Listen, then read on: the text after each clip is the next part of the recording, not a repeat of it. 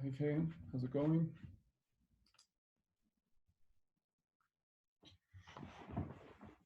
Just give everyone a couple minutes to get in.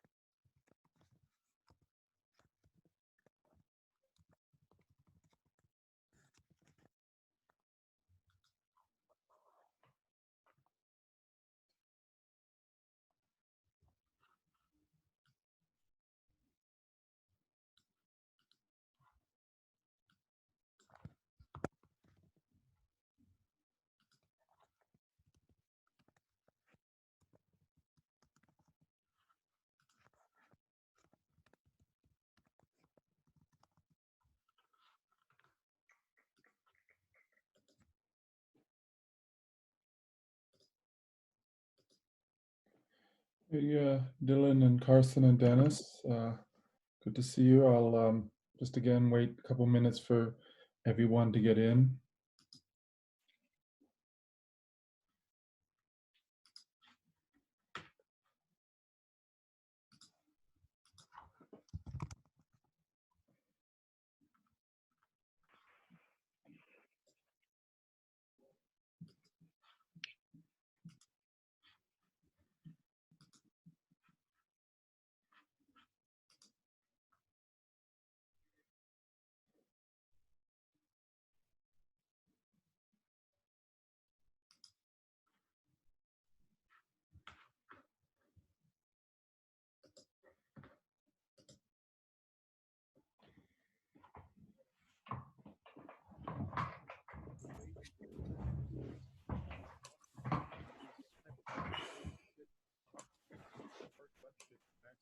So yeah, a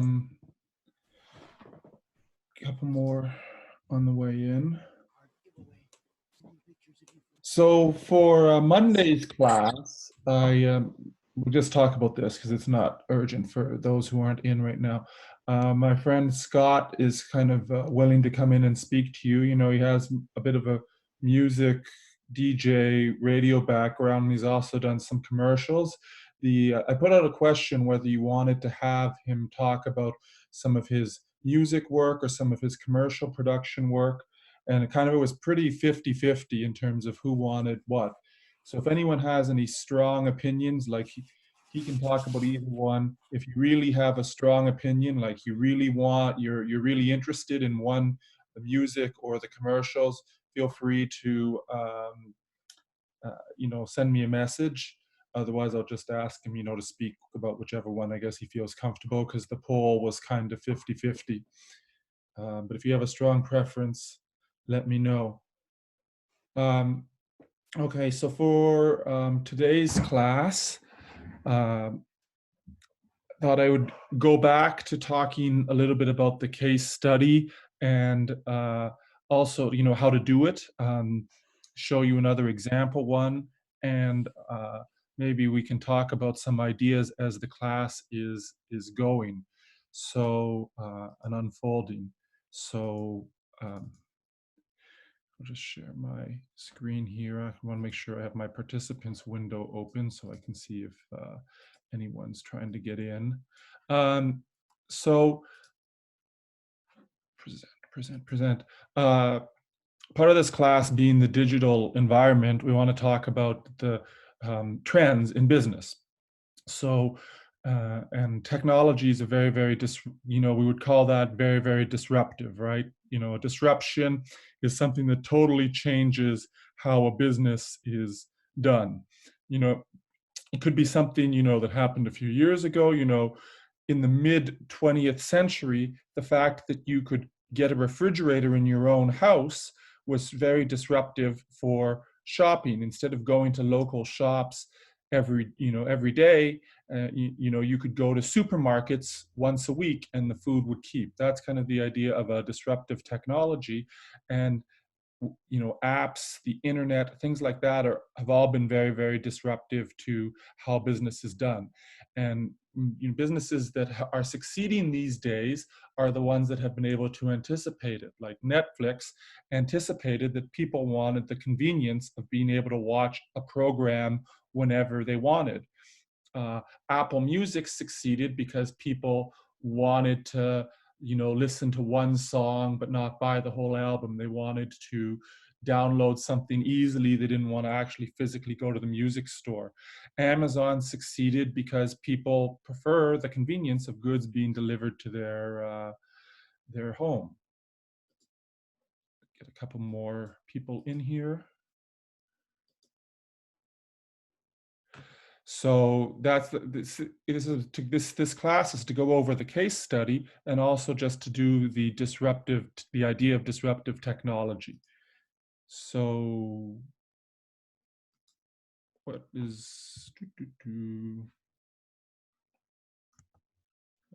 happened to my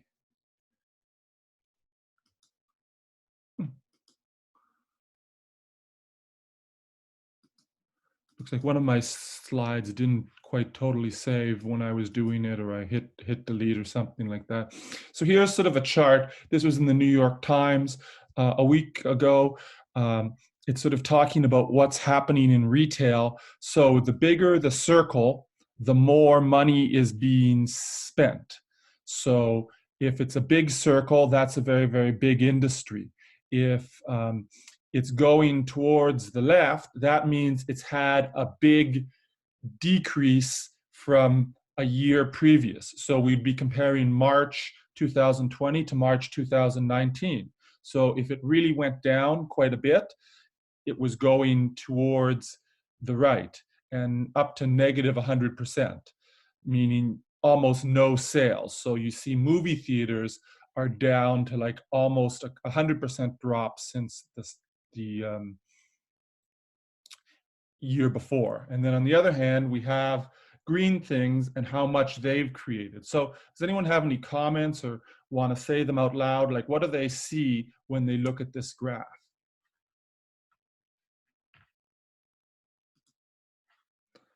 So you can type it into the chat if you wanted. You can just call it out, unmute yourself and make a comment.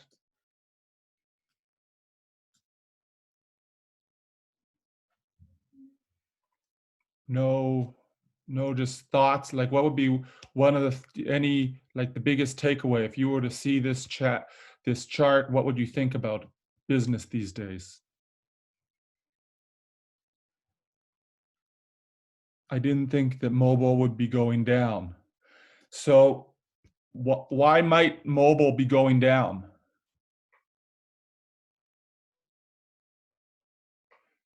I feel like it might be going down because people aren't willing on spending as much money at this time as I think people's economic kind of standpoint. They're really uncertain when their next paycheck might be. Yeah, so a little bit, you're not buying your phone right now. So if you were planning on upgrading your phone like over the March break, you just didn't do it. Or if you were an adult and you were, it's about 2 years since my last phone, I'm going to get a new one. And then you're just not making those purchases. People aren't buying like their car, their appliances, their big, actually I saw someone on Yonge Street carrying a huge TV, but most people, like, unless the item breaks, they aren't making those big purchases right now. And also think about how we use the device. So sometimes there's data, so we try to be on Wi-Fi as much as possible, but it's possible if we're using data that we have overages. But we're all at home using our Wi-Fi, so we're not, like, no one's hitting a data overage if they have that in their plan. And don't just think about yourself, because there's businesses that might use mobile. So people aren't doing as much business, or they're doing their business from home where there's a mobile. They're not like at a Starbucks. Oh, well, I guess Starbucks has Wi-Fi. They're not out and about using data while they're, at a meeting or something like that. I asked the BBI class this, and it was based on electricity consumption. And the peak of electricity usage in the morning and the evenings has shifted back. How much do you think it's shifted back? Like how much do you, like people are getting up later and going to bed later? How much do you think it is? Like gone back? Is it 1 hour, 2 hours, 3 hours? I'd probably guess like 2 or 3 hours. 2 or 3 hours? And that's what they all guessed. But and that's for your age group, that's kind of right. But if you included everyone, it's just an hour. Like, and if you look at like, instead of it being people using their electricity from 7 to 8, they're using it from 8 to 9. Instead of the peak being at like 9 o'clock, it's just after 10. So if you think of yourself, you might, oh yeah, all my friends were getting up 3 hours later. That's accurate, but there's like everyone else out there. So when you're thinking about mobile, like think about everyone who might be using the device. So not just your own personal, like try to think about the big picture. Okay, so that was one good comment. Surprised that mobile went down.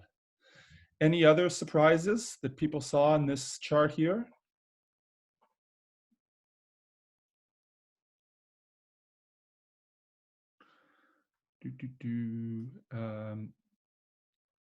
Everyone's focusing more on buying the essentials, and yeah, that's why the supermarket, a bigger circle. Um, it's and then some of the stuff like if at work there were cleaning supplies or there was paper towels or there was printer paper at the office, now you're buying that stuff at Walmart because you need it for your own personal house. So that stuff that might have been purchased by a business online from Staples, now people might be purchasing it at the supermarket or at the Walmart instead because they need it at their home. And yeah, so you can see, people apparently, when I'm looking at the apparel and it's at negative like 60%.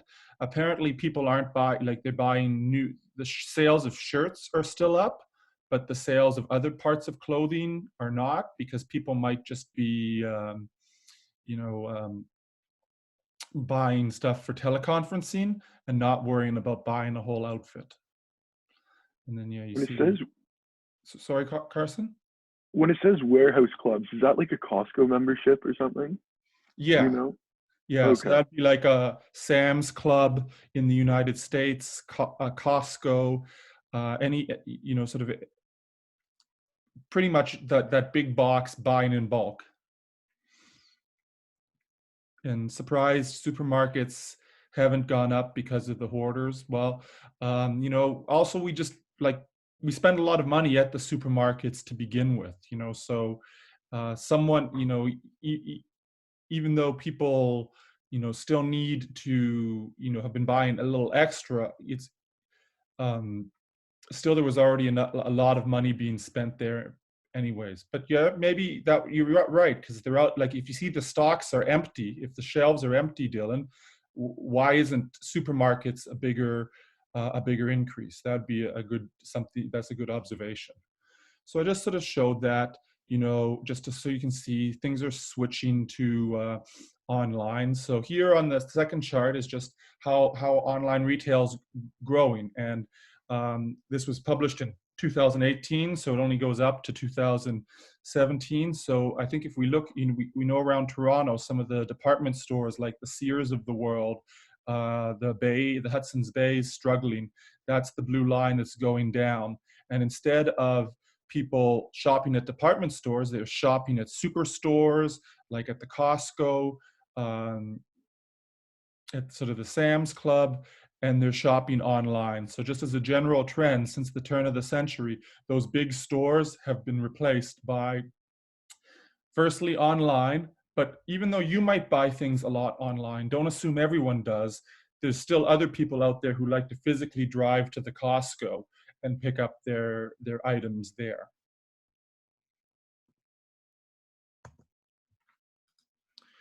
And just as an example of a company that's increasing, Here's how Amazon has grown in annual sales from even the last 15 years, from being, $6 billion. Now it's up to, in the last year, 280. So again, you could look at the whole trend, which that first chart did. This is a specific company. So I wanted to talk about disruptive technology. So retail, which is what we would call the category of stores, has had a lot of disruptions over the years, and it's been linked to technology. And you might not think of some of these items as, technology relative to our 2020 standards, but at the time, they were disruptive. So again, anything that causes a big change in how we do things would be disruptive. So the 19th century, you'd have these general stores, have a little bit of everything. They were very small. They didn't have like the freshest ingredients. It was very, very primitive. And so railways allowed department stores to spread out. So there had been department stores in New York City or Philadelphia or the big cities, but once in the 1870s, 1880s, once railways connected the whole US, department stores started fanning out, and then people were able to go to department stores and get what they needed. You wouldn't be able to get clothes or some of those home items if you couldn't ship them on the rail. And then the next disruption in the 30s and 40s, automobiles causing people to move from department stores in a city to a mall that's open in the suburbs, because now you can drive to places and you can park there. So the 30s, 40s, when refrigeration got better, more people, you could have a smaller store with, that's selling goods. And so 7-Eleven in the 40s and 1946 introduced extended hours that sort of inspired more people to do that, and then the convenience store became popular. In the 60s and 70s, the ability to sort of large companies to get cheap goods allowed discount chains like Walmart or Kmart to become popular.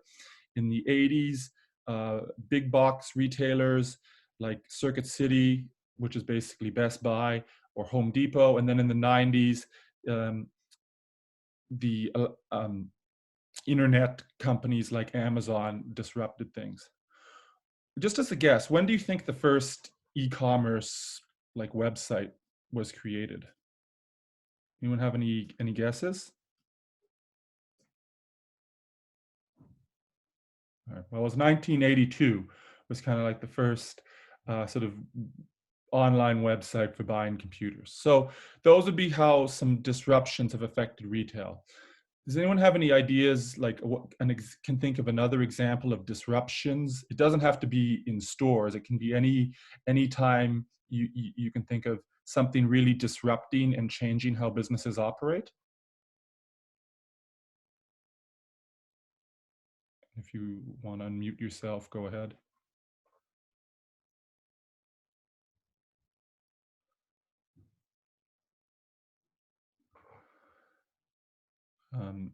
Maybe the idea of, in the 80s, once cable like CNN, ESPN, MTV, some of those programs, highly specialized programs, satellite technology allowed those channels to be distributed. So instead of everyone just watching one of the major networks at night, satellites allowed people to get the channels that they wanted in their own home. You could say maybe fast fashion, international trade, the ability to make things in export processing zones where the wages aren't so high has allowed companies to quickly make cheap clothes that can be sold in a clothing store. And then by the end of the season, they've moved that merchandise out and they have the next thing. And if they weren't able to make the clothing so cheaply, they wouldn't be able to have these fast fashion stores that cycle through products very quickly. Okay, so we have tornadoes and natural disasters. Yeah, that would affect how people do business. I was thinking more of sort of like something new that came along. So that say global warming climate change. Maybe if we lump tornadoes and natural disasters into climate change, like how probably driving everywhere isn't going to be practical. So maybe a company that reduces driving has an advantage. If there's more natural disasters or hurricanes or tornadoes, a builder that, you know, makes sturdier houses might have an advantage over one that hasn't planned about how their house is going to, you know, withstand the technology. So those are some things that have happened in retail. And just as a reminder of the terms, I think I've mentioned this before. If we talk about a store, you know, that it has a physical location, we would call that a bricks and mortar store, because, you know, bricks, you know, those red bricks, the mortars, what goes inside them. Digital retailers would be someone who sells online.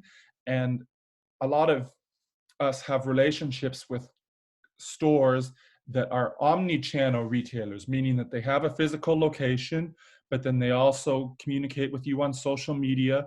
They also offer sales. They use that Instagram feature where you can buy that. They show like someone wearing the shoes, and then you can click on it and buy it. They have a website. So someone's like Amazon, digital retailer. If we were to look at, say, you know, a store at Yonge and Eglinton, which was the one, what's a good example? Well, you know, Sporting Life, you know, mostly a bricks and mortar chain. And then if someone's using, you know, all the channels like Sport Check, they have a website, they have social media, they have direct marketing, they send you emails, you can get it all kinds of ways. They're an omni-channel retailer. I don't know if you've done this, whether you're aware of it. There's two other trends, and sort of that's the focus of sort of today's class, the idea of showrooming. So that's where people go to the store and then they like look at the item and, you know, go inspect it. Oh, this is, you know, all the features. They ask the salesperson questions perhaps, and then they go online and find the cheaper product. Has anyone done that? You know, remember, just if you're going to talk, just unmute yourself. Has anyone noticed that they've gone to the store to look at the item and then purchased it through an online site? I definitely do this at Indigo. I'll go through the Indigo and see like what's new in sports or business, because I like nonfiction, and then I kind of browse a little bit and then I order it online. And this, you know, you usually, so this is a big problem. There's like the Beddingtons I walked by the other day on Yonge Street. You know, they're a furniture, a bedroom linens type store. They'd struggle with people, you know, going to see, look what the blanket looks like and feels like, and then finding the cheapest version of that blanket. And what is even more difficult for retailers is there's those different apps where you can take a photo of the item and it recognizes exactly what brand it is and helps you match it online. So this tends to happen a lot with entertainment, with electronics, and apparently toys and games. I know some of the other teachers have mentioned they go to Toys R Us to look for toys when like someone's birthday party is coming up, and then they order it online through Amazon because it's a lot cheaper. And that's why Toys R Us has struggled a lot. It used to be a go-to place for birthdays, but people tend to buy those things online. So a couple of people have mentioned that they do some showrooming, and it tends to be a younger crowd that does it, like 30s, 20s, your age group. And then it also, the opposite is called web rooming or reverse showrooming, where people browse online to get the, ideas, to see prices, to read reviews, and then they go in store to sort of inspect it, to ask questions, and then they purchase it. And this tends to be something that older people do, like 40 plus. Has anyone, done any web rooming where they, looked it up online and then went somewhere to purchase it?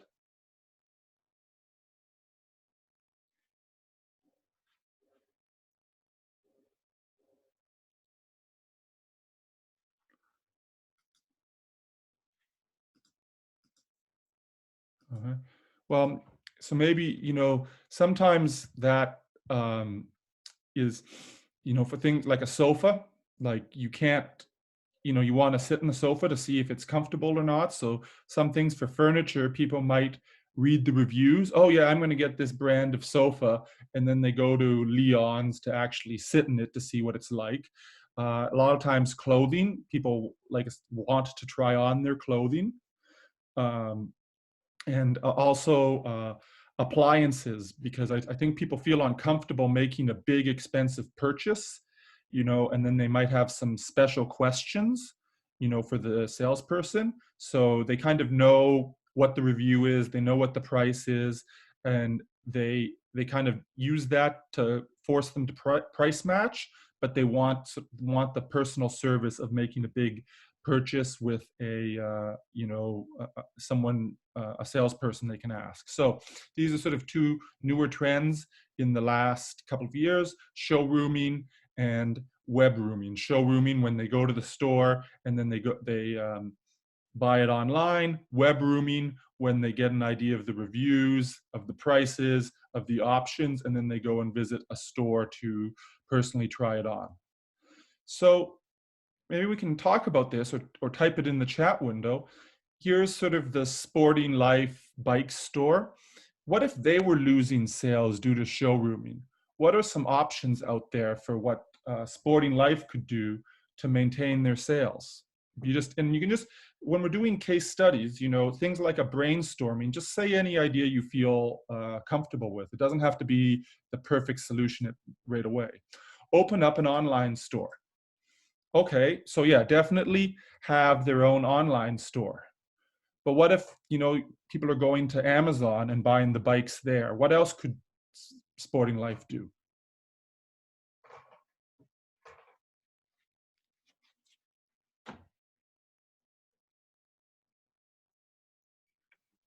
I feel like they can advertise, because I feel like I haven't seen too many Sporting Life advertisements, so I feel like that might be something for them to do.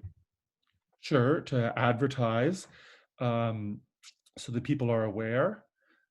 Um, you know, give deals if you come into the store. So yeah, so one of the reasons that people go online is cheaper pricing. So they could, Sporting Life could advertise, oh, well, in normal times they could advertise, hey, get a new bike for the spring, 20% off, and they could have, a sale.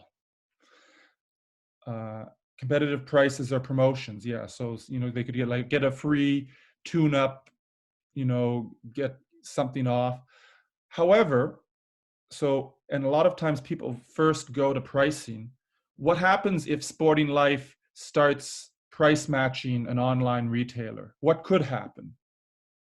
So if they started giving people 20% off bikes to encourage them to physically visit the store, what could happen? Not right away, but maybe 6 months down the line.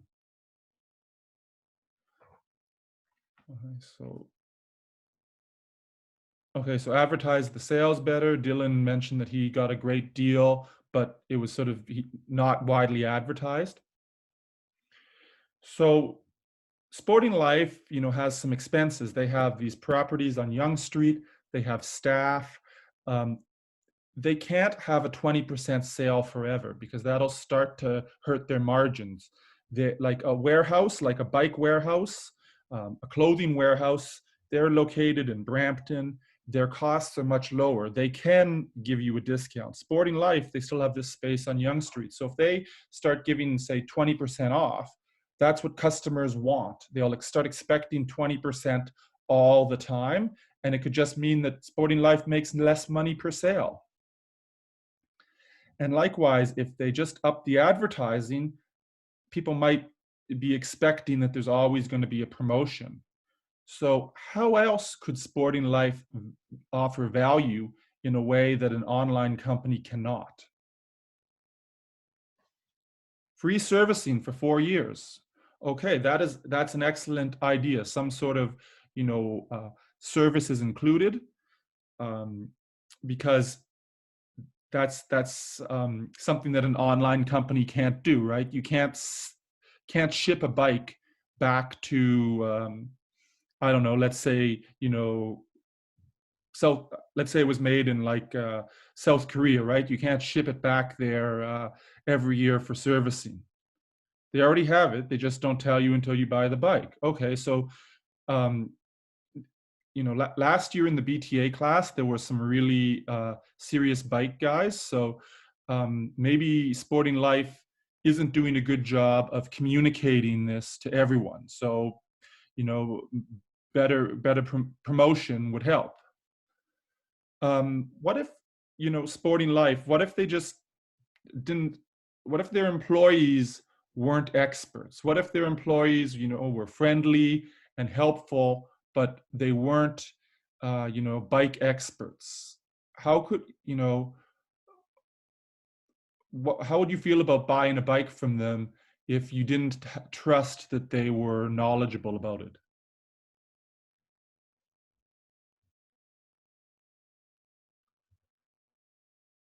Well, so what if they had really like expert staff?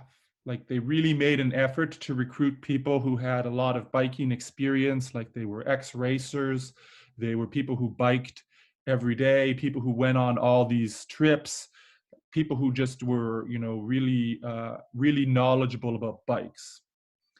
That would that'd be different. That add some value, right? You could go to Sporting Life and you knew that they knew their stuff.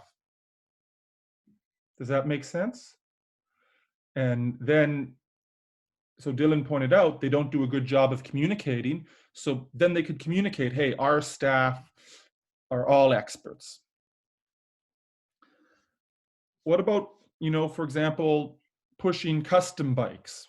Would you order a custom bike over the internet?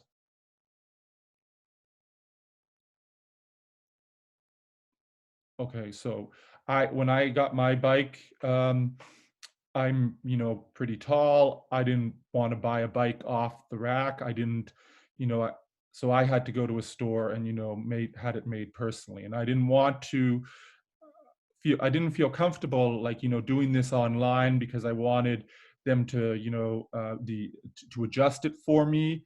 I wanted the ability to, get it tuned up, every season, so I wouldn't, have an accident because the brakes didn't work. If I wanted to, make sure it was exactly right for me. So I probably did the web rooming. I looked around to see what bikes should cost, and then I went in there and, made sure the bike fit me. So offering high end, offering custom products, something really expertise, selling more parts. Yeah, selling, that's a good idea as well. You, instead of just selling finished bikes, start selling those parts, especially for people who, go mountain biking, people who bike every day and they need more durable parts. Yeah, so one of the ways people can avoid avoid showrooming is really offering, expert service and having very, very high quality materials, because you can't get that, online. And you might have had an idea in the back of your head, but you didn't say it in this class. That's fine. And because in a case study, there's more than one answer. So if you wanted to sort of prepare a case study, or see how it's done, I posted one. It's about an electronics store where people are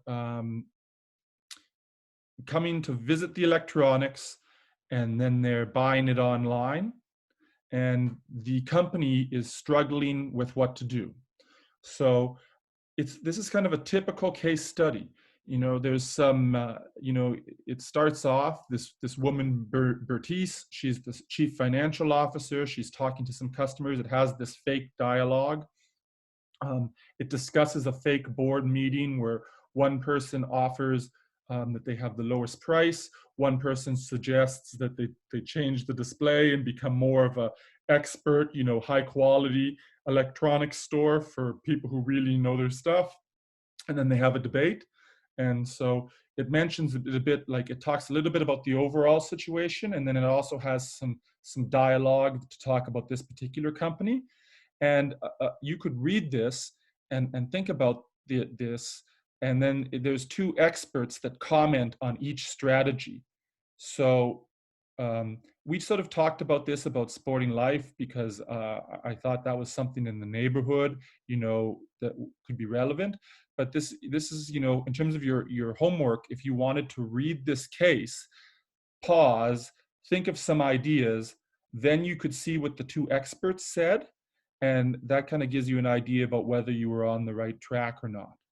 And I think don't get too focused on the price. And I think that's one of the lessons of this case is, this company, one person wants to lower all the prices, and the experts, they're like, yeah, that's a good idea in the short term, but then what are you going to do when the customers expect that discount every time? So there's a case study in there, and I put it in the Google Classroom. So if you're in the Google Classroom, you can see it. It's here. I also, I didn't show it in class. If you want to read a few more stats about the web rooming and showrooming and exactly who's doing what, that is here. And I found this. It's a 2-minute video, what the most popular websites are from 1996 to 2019. And it's kind of surprising, which websites were the biggest, and now you've never heard of them, and how certain websites grew over time. I don't know. If you like those little bits of information, you might want to go to that.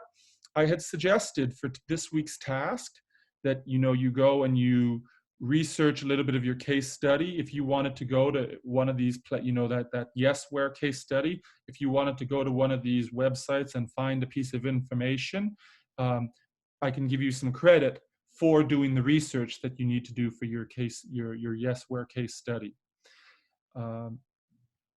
So that's kind of been about 35 minutes. I'm pretty good just, hopefully talking through this gave you some ideas about how to approach the case study. And then, you guys can head out, or if you have sort of individual questions, you can stay around and ask them. And then our next class is going to be Monday at 1, and I'm going to get that guest speaker to come in. So if you really have a strong preference for having him talk about his radio work or his commercial work, as I mentioned, the poll was 50-50. So let me know if you really have a strong preference. Oh, thanks, Nolan. Thanks, Ken.